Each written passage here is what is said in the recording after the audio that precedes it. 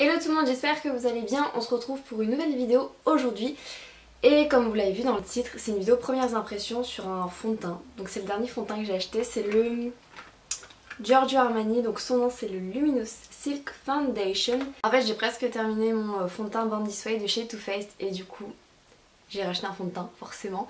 Je me tâtais beaucoup entre le Remarquable de Marie Jacobs et donc celui-ci de chez Armani et finalement j'ai craqué pour celui-ci. Je me suis dit que ça serait bien de vous faire une vidéo sur ce produit parce qu'il coûte juste une blinde, voilà.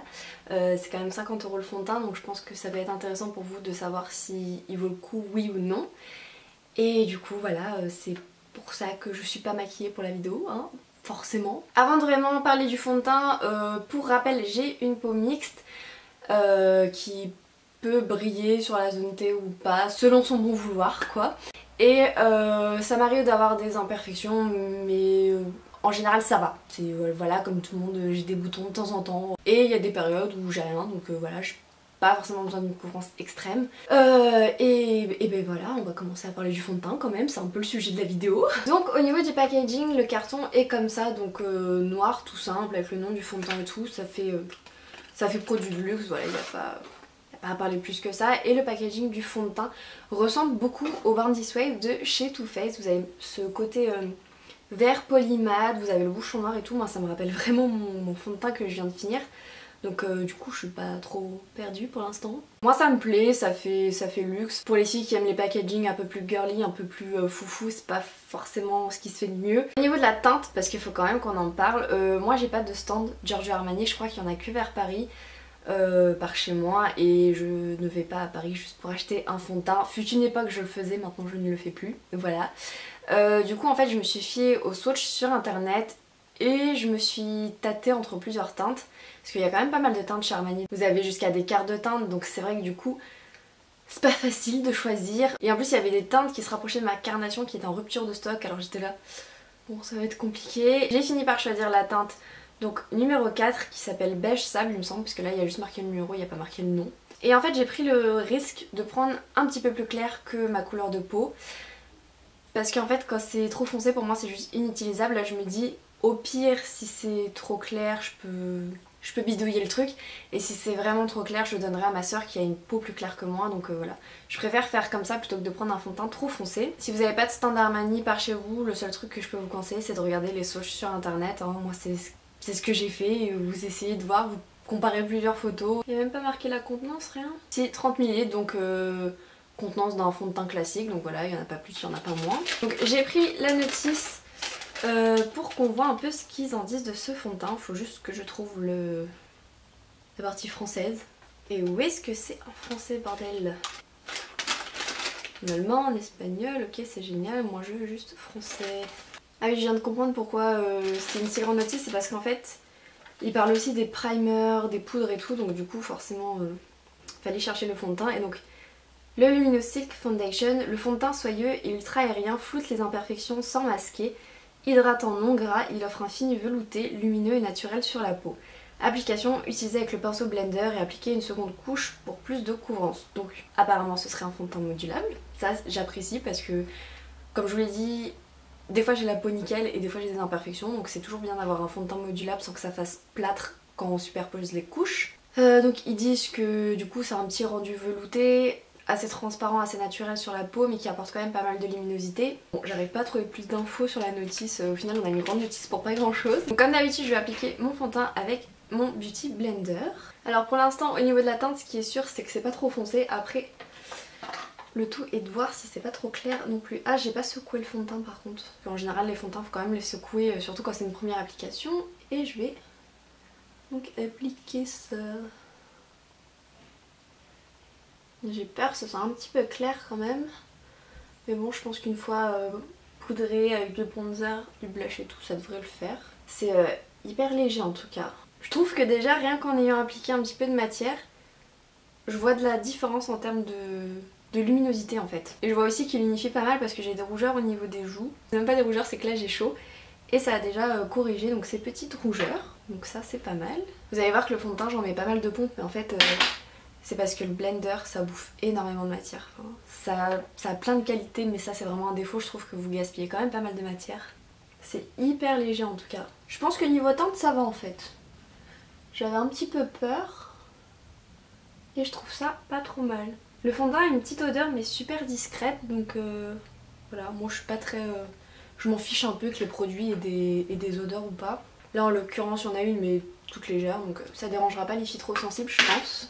Et je le trouve déjà quand même bien lumineux quoi. Je suis fort contente. Je trouve il apporte déjà ce côté glow. Il est hyper naturel quoi. J'ai l'impression que j'ai rien appliqué, il unifie tout en légèreté. Niveau unification, on est pas mal quand même déjà je trouve. Alors que là j'estime que je suis en mode période où ma peau est...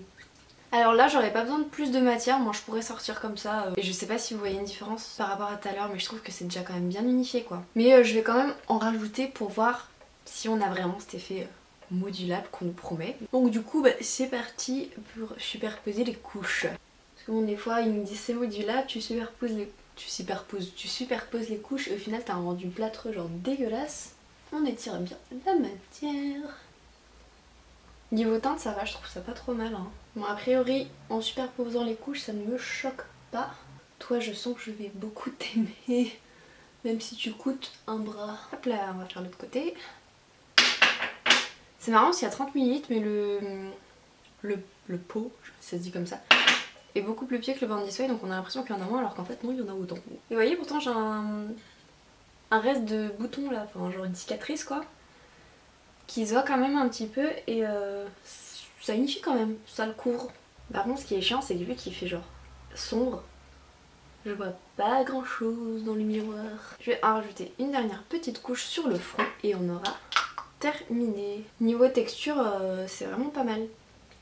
Voilà, c'est pas trop liquide, pas trop épais, ils sont plutôt bien à la peau. Et voilà, je pense que j'ai fini et qu'on n'est pas trop mal.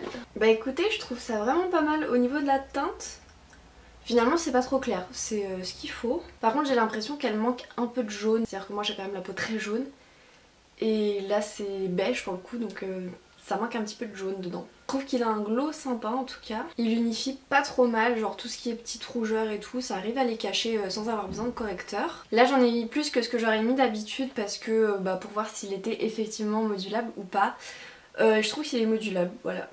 Forcément il se fait un petit peu moins léger si vous superposez les couches, mais ça reste naturel, ça fait pas plâtre en tout cas. Et ouais, le rendu est vraiment sympa. Il a un petit peu moins cet effet full coverage que le Born This Way, un petit peu moins Photoshop, mais il fait quand même un grain de peau super sympa et super naturel. Bon bah écoutez les filles, je vais faire le reste de mon maquillage et on se retrouve juste après pour l'attribution des notes. Maintenant que je suis maquillée, on va en profiter pour donner des notes à ce fond de teint, donc sur plusieurs points. Alors j'ai pris la petite notice pour me souvenir des points qu'il mettait en avant. Donc pour commencer, le fait qu'il soit aérien et, comment ils ont dit ça, soyeux.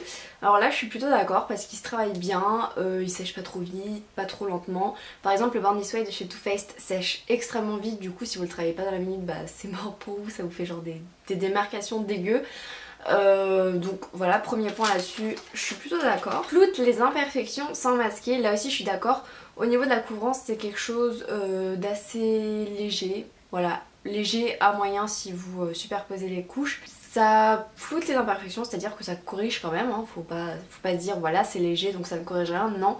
Ça floute quand même les imperfections, ça corrige les petites imperfections, donc là-dessus je suis d'accord. Et effectivement ça ne fait pas masque même quand vous superposez les couches, donc il est relativement modulable. Fini, velouté, naturel et qu'est-ce qu'ils ont dit, lumineux sur la peau, donc velouté oui, naturel oui, lumineux oui, voilà. Il fait pas partie de ces fonds de teint que vous appliquez et qui font tout de suite voilà, un petit masque sur la peau qui corrige bien mais qui fait un peu de terne et tout.